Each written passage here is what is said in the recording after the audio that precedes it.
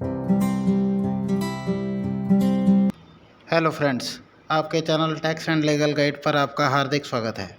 आज हम बात करने वाले हैं लिमिटेड लायबिलिटी पार्टनरशिप एलएलपी के बारे में। एलएलपी एक ऐसी बिजनेस एंटिटी है जहां पर एक पार्टनरशिप फर्म की फ्लेक्सिबिलिटी और एमसी के अंडर रजिस्टर्ड होने के कारण एक स्ट्रक्चर्ड बॉडी का स्टेटस हासिल होता है और इसके डुअल बेनिफिट्स और एडवांटेजेस होते हैं। एलएलपीज लिमिटेड लायबिलिटी पार्टनरशिप एक्ट 2008 के अंडर रजिस्टर्ड और रेगुलेटेड होती है। ये ट्रेडिशनल पार्टनरशिप फर्म की एक विकल्प है जहां एलएलपी पार्टनरशिप एग्रीमेंट के अकॉर्डिंग पार्टनर्स की म्यूचुअल कंसेंट से सभी पार्टनर्स की रोल्स, ड्यूटीज़ और बिजनेस ऑब्जेक्टिव रेगुलेट होते हैं, जो कि एक पार्टनरशिप फर्म और कंपनी के बीच की एक हाइब्रिड बिजनेस स्ट्रक्चर है। एलएलपी की लिमिटेड लायबिलिटी और पार्टनरशिप की फ्लेक्सिबिलिटी इसे एक preferred choice of business formation बनाती है। इसके कुछ फीचर्स की बात करें तो ये एक कॉरपोरेट बॉडी की फॉर्म होती है जिसका अपना एक लीगल एंटिटी का इंडिपेंडेंट स्टेटस होता है, जहां एलएलपी का परपेचुअल सक्सेशन होता है, यानी पार्टनर की डेथ या पार्टनर के चेंज होने के बाद भी एलएलपी स्टेटस कंटिन्यूएशन में रहता है। पार्टनरशिप फर्म में जहां पार्टनर्स की अनलिमिटेड लायबिलिटी होती है, एलएलपी के केस में पार्टनर्स के लिमिटेड लायबिलिटी होती है, उनके कैपिटल कंट्रीब्यूशन तक सीमित होती है, जबकि एलएलपी लीगल एंटिटी अपनी लायबिलिटीज़ के लिए कम्प्लीटली लायबल होती है। हर एलएलपी को अपने नाम के बाद एलएलपी या लिमिटेड लायबिलिटी पार्टनरशिप लगाना मैंडेटरी होता है। एलएलपी को अपना एनुअल रिटर्न फाइल करना और स्टेटमेंट्स ऑफ अकाउंट्स फाइल करना मैंडेटरी है अपने आरओसी के अंडर। प्राइवेट लिमिटेड और फर्म के कंपैरिजन में कुछ एडवांटेजेस एलएलपी के इस प्रकार हैं। इजी फॉर्मेशन, पार्टनर्स की लिमिटेड लायबिलिटी, कंपनी के मुकाबले काफ़ी कम कंप्लायंसेस, फ्लेक्सिबल मैनेजमेंट क्योंकि पार्टनर्स ही यूजुअली एलएलपी को मैनेज भी करते हैं, परपेचुअल सक्सेशन, 40 लाख की टर्नओवर तक ऑडिट की रिक्वायरमेंट का ना होना। एलएलपी की इनकॉर्पोरेशन की बात करें तो ये एक 3 स्टेप प्रोसेस है। सबसे पहले आपको एमसीए पोर्टल पर प्रपोज्ड एलएलपी के लिए एक ऑप्शनल नेम रिजर्वेशन का विकल्प होता है। अगर आपको लगता है कि आपकी एलएलपी का नेम यूनिक है तो आप बिना नेम रिजर्वेशन के भी डायरेक्ट इनकॉर्पोरेशन के लिए ई फॉर्म फिलिप फाइल कर सकते हैं।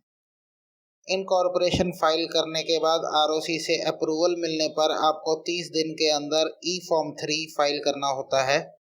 एलएलपी एग्रीमेंट एग्जीक्यूट करके अपलोड करना होता है।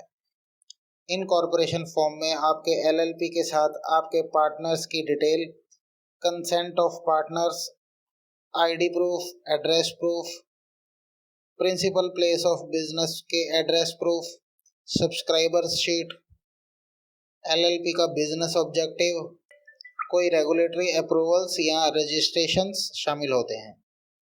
फॉर्म सबमिट करने के लिए आपको एक प्रैक्टिसिंग प्रोफेशनल के सर्टिफिकेशन की रिक्वायरमेंट होती है, जिसके लिए आपको एक एडवोकेट, चार्टर्ड अकाउंटेंट या कंपनी सेक्रेटरी या फिर कॉस्ट अकाउंटेंट की सर्विसेज अवेल करनी होंगी।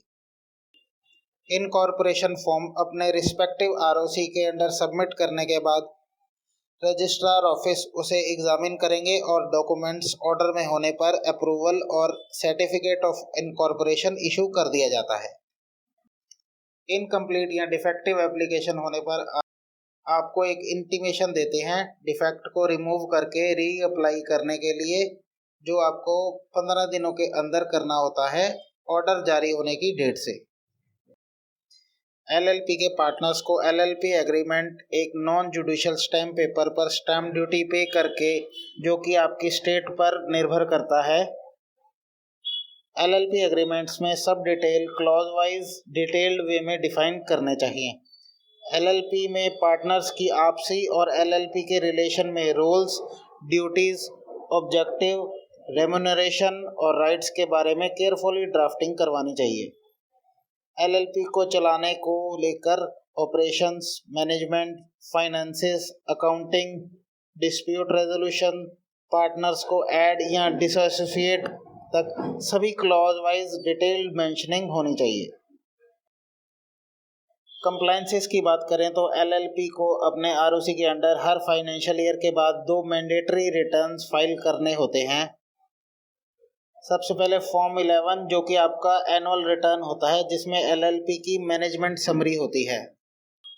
ये फॉर्म आपको हर फाइनेंशियल ईयर के बाद आने वाली 30 मई या उससे पहले फाइल करनी होती है। फॉर्म 8 में आपकी statement of account and solvency, जहाँ पर डबल एंट्री सिस्टम के अकॉर्डिंग अकाउंटिंग होनी चाहिए। ये भी आपको हर फाइनेंशियल ईयर के बाद 30 अक्टूबर या उससे पहले फाइल करनी होती है। ध्यान दें, एलएलपी के केस में नॉन कंप्लायंसेस पर हैवी पेनल चार्जेस एप्लीकेबल होते हैं। इसके बाद पार्टनर्स की annual individual income tax return के साथ एलएलपी की annual income tax return file करना भी नेसेसरी है। प्रीसीडिंग फाइनेंशियल ईयर में एग्रीगेट टर्नओवर 40 से अधिक होने पर मैंडेटरी टैक्स ऑडिट एप्लीकेबिलिटी होती है, जो कि आपको एक क्वालिफाइड चार्टर्ड अकाउंटेंट से करवाना होता है। टर्नओवर रिक्वायरमेंट पर डिपेंड करते हुए आपको जीएसटी रजिस्ट्रेशन और जीएसटी के रिटर्न्स फाइल करने एप्लीकेबल होते हैं।